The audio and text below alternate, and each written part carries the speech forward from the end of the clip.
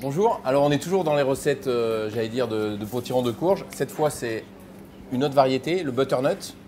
Mais on va faire un dessert. Et ce dessert, c'est un dessert que j'affectionne. C'est je cuis dans du foin un butternut avec du sucre, du rhum, de la vanille et le butternut au four. Une fois que c'est cuit, on mélange. Vous allez voir, c'est un dessert qui est assez délicieux. C'est assez simple à faire. Et c'est parti. Attention de ne pas se couper. C'est toujours un peu délicat de la fendre en deux. Et voilà. On va les quadriller. Pourquoi je les quadrille? C'est parce que j'ai envie en fait que le beurre, le sucre et la vanille rentrent et parfument pendant la cuisson. On prend un papier aluminium. On fait un petit tas de foin. Nous, c'est du foin bio de la Cros. Dessus, on met un petit peu de sucre. Voilà. Hop, un petit peu de beurre. On le met un petit peu de partout. On va prendre une gousse de vanille. On va juste la couper en deux. Et on ne va pas la gratter. On la grattera après la cuisson. On est parti. 180, 200, 220, c'est pas très important. Ce qui est important, c'est que la courge, elle reste au four. Le temps de cuisson dépendra de la grosseur, de la maturité de la courge. Et pour ça, il faut prendre un couteau. On vérifiera la cuisson. Quand tout est fondant, la courge sera prête. Et voilà. Donc la courge a réduit. Donc, comme on a dit tout à l'heure, on va bien gratter la gousse de vanille.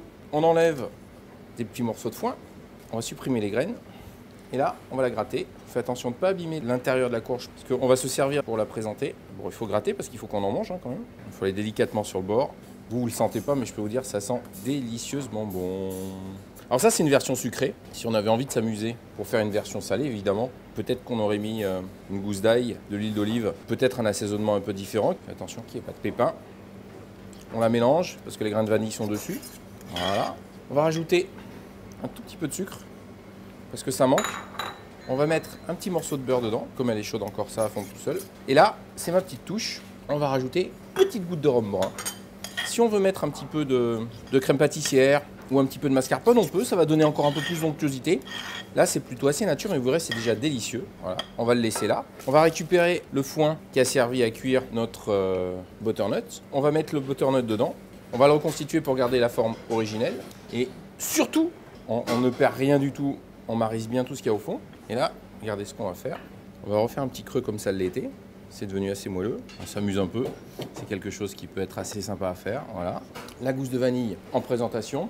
Et là, un petit plus dont on n'a pas parlé au départ. On va toaster quelques graines de courge. On fait chauffer la casserole. Quand elles sont toastées, on va mettre un petit peu de sucre. Et on va les enrober dedans. Ça va les caraméliser. À la fin dedans, on va mettre un petit morceau de beurre. Ça va faire comme un petit caramel au beurre de micelle. Toujours un peu de texture dans ce qu'on fait. On laisse un peu refroidir. Et comme ça, on aura une petite texture avec ces graines caramélisées.